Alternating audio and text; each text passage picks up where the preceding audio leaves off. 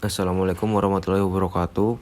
Perkenalkan, kami dari kelompok 1 akan menjelaskan tentang studi kasus ubi jalar terasa lebih manis setelah disimpan, yang beranggotakan saya Maulana Jalul Pamungkas dengan NIM A1D022068. Saya Widyanita Karmina Rahim dengan NIM A1D022157.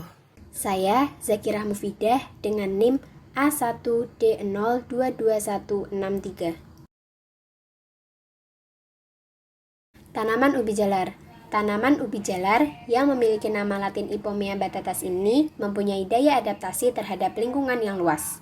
Ubi ini dapat tumbuh di daerah tropis maupun subtropis pada ketinggian 0 sampai 3000 meter di atas permukaan laut dan pada berbagai kondisi tanah. Ubi jalar memiliki beragam varietas dengan keunggulan dan karakteristik masing-masing. Yang pertama, ubi jalar orange, yaitu jenis ubi jalar yang mempunyai daging umbi berwarna jingga hingga krem kemerahan. Yang kedua, ubi jalar putih, yang memiliki daging umbi berwarna putih. Dan yang ketiga, ubi jalar ungu, yang memiliki daging umbi berwarna ungu. Jalar atau ketela rambat adalah tanaman dikotil yang masuk ke dalam kelompok keluarga Convolvulaceae. Ubi jalar merupakan tumbuhan semak bercabang yang memiliki daun berbentuk segitiga yang berlekuk-lekuk dengan bunga berbentuk payung ini memiliki bentuk umbi yang besar, rasanya manis, dan berakar bonggol. Terdapat sekitar 50 genus dan lebih dari 1000 spesies dari keluarga Convolvulaceae ini. Ubi jalar atau ketela rambat menyebar ke seluruh dunia pada abad ke-16 terutama pada daerah-daerah yang beriklim tropis. Ubi jalar mempunyai beberapa jenis varietas berdasarkan tekstur, warna kulit, dan ukuran. Salah satunya adalah ubi jalar cilembu. Terdapat dua jenis ubi cilembu, yaitu ubi cilembu yang memiliki daging berwarna kuning dan ubi cilembu yang memiliki daging berwarna jingga. Ubi cilembu ini adalah kultivar ubi jalar yang merupakan ras lokal asal Desa Cilembu, Kecamatan Pamulihan, Sumedang, Jawa Barat. Pengaruh waktu penyimpanan terhadap kadar gula yang terkandung di ubi jalar cilembu.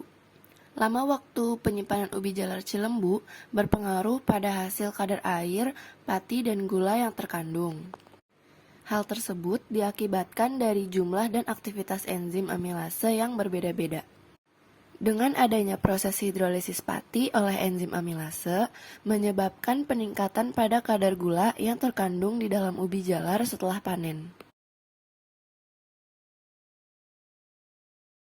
Untuk komposisi kimia ubi jalar cilembu pada berbagai waktu simpan. Apabila diambil patinya saja, maka gula dan enzim amilase yang secara alami terdapat dalam ubi jalar cilembu akan terbuang. Kandungan amilasa ubi jalar antara 20% sampai 33%. Kebanyakan varietas ubi jalar mempunyai kandungan pati di bawah 30%. Pada saat pemanenan, kadar pati ubi cilembu sekitar 35 sampai 36%.